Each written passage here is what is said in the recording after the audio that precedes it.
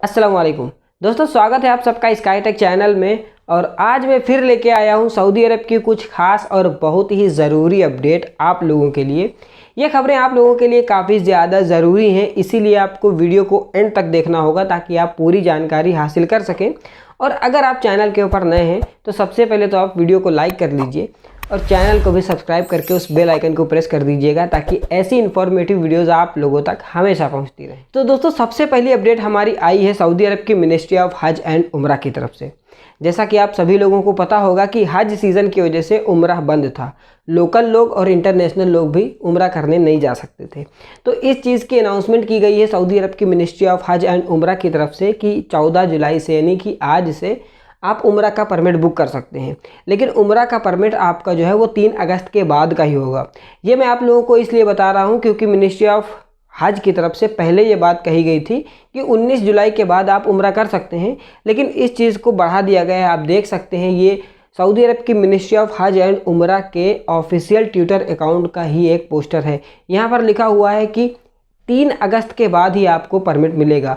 Same चीज़ international pilgrims के लिए है। जो लोग दूसरी कंट्री से सऊदी अरब उम्रा करने आना चाहते हैं तो वो लोग जब वीज़ा अप्लाई करेंगे तो उनका वीज़ा 3 अगस्त के बाद का ही लगेगा। तो ये थी अपडेट अगर कोई बाहर से आना चाहता है उन लोगों के लिए, अगर हम और आप उम्रा करने जाना चाहते हैं उन लोगों के लिए भी कि 3 अगस्त के बाद की आपको डेट मिल जाएगी। और अब हम बढ़ते हैं अपनी अगली अपडेट की तरफ।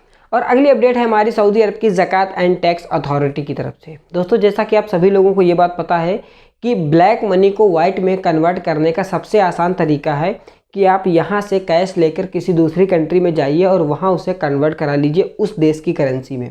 तो इसी चीज़ को कंट्रोल करने के लिए सऊदी अरब की जो ज़कात एंड टैक्स अथॉरिटी है उसने बताया है कि अगर कोई सऊदी अरब से बाहर जा रहा है या फिर किसी दूसरी कंट्री से सऊदी अरब आ रहा है और उसके पास 60,000 रियाल कैश या फिर उतने का कोई सामान है तो उसके लिए आपको 24 घंटे पहले ही सऊदी अरब की ज़कात एंड टैक्स अथॉरिटी को इन्फॉर्म करना होगा। अगर आप 60,000 रियाल या फिर उतनी कीमत का कोई सामान सऊदी अरब से बाहर लेके जा रहे हैं या फिर किसी दूसरी कंट्री से सऊदी अरब लेकर आ रहे हैं तो सऊदी अरब की ज़कात एंड टैक्स अथॉरिटी को इन्फॉर्म करना होगा 24 घंटे पहले। अगर आप ऐसा नहीं करते हैं तो फिर आपके ऊपर मनी लॉन्ड्रिंग का केस हो जाएगा और काफ़ी लंबा जुर्माना या फिर आपको जेल भी हो सकती है।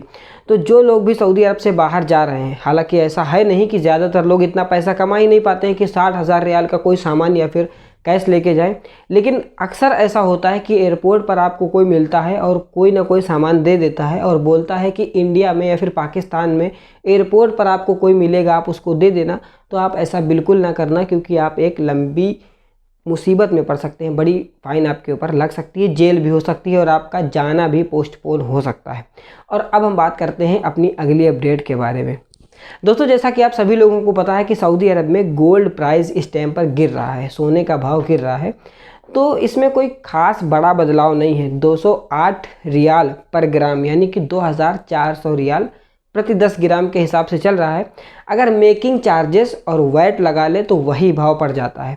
तो इसीलिए ज़्यादा इंटरेस्टेड होने की या फिर ज़्यादा एक्साइटेड होने की ज़रूरत नहीं है। इतना ज़्यादा कुछ कम रेट है नहीं, क्योंकि मैंने देखा है यूट्यूब और टिकटॉक के ऊपर गोल्ड रेट के बारे में काफ़ी ज़्यादा बताया जा रहा है। और अब हम बात कर लेते हैं फाइनली रियाल रेट के बारे में। अब जो रियाल रेट चल रहा है सऊदी रियाल और इंडियन रुपीज़ का, वो सबसे ज़्यादा आपको तहवील अल राजी और अल जज़ीरा बैंक में मिलेगा। वैसे एसटीसी पे में आपको 20 रुपये 86 पैसे का रेट मिल जाएगा और 20 रुपये 92 पैसे अल जज़ीरा बैंक में और 20 रुपये 96 पैसे आपको तहवील अल राजी बैंक में मिल जाएगा। ये काफ़ी बेहतर रेट हैं, अगर आप लगाना चाहते हैं तो लगा सकते हैं।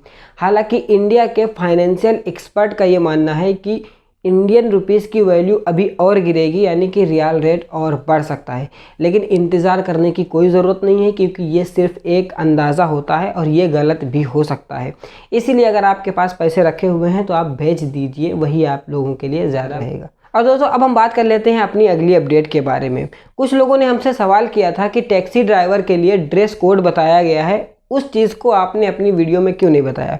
दोस्तों, सबसे पहले मैं आप लोगों को ये बता दूँ कि जो टैक्सी ड्राइवर हैं उस पर 100% साउदीजेशन है, यानी कि हिंदी, पाकिस्तानी, बंगाली लोग टैक्सी नहीं चला सकते हैं। ना तो ऊबर की, ना तो करीम, किसी भी तरह की टैक्सी बाहर का आदमी, खारजी आदमी, अजनबी आदमी नहीं चला सकता है। इसीलिए मैंने इसके बारे में कोई जानकारी आप लोगों को नहीं दी थी। वैसे एक चीज़ आप लोगों के लिए काम की हो सकती है कि आप ड्रेस कोड से या फिर ड्रेस से पहचान सकते हैं कि सच में ये टैक्सी ड्राइवर है। और अगर वो ऐसा नहीं करता है या फिर जिस टैक्सी में आप बैठ रहे हैं, जिसकी आप सर्विस ले रहे हैं, अगर वो जो ड्रेस कोड बताया गया है वो नहीं पहने हुए हैं, तो आप उसकी शिकायत इस नंबर पर कर सकते हैं। बाकी आपका कोई फ़ायदा इसमें होने वाला नहीं था, इसीलिए ये जानकारी मैंने आप लोगों तक नहीं पहुंचाई। हूँ आप लोगों को वीडियो पसंद आई होगी। अगर आपको वीडियो पसंद आती है, वीडियो अच्छी लगती है, तो आप वीडियो को लाइक कर लीजिए, चैनल को भी सब्सक्राइब कर लीजिए। वैसे आपके कीमती टाइम का बहुत बहुत शुक्रिया। मिलता हूँ आपसे नेक्स्ट वीडियो में। अल्लाह हाफ़िज़।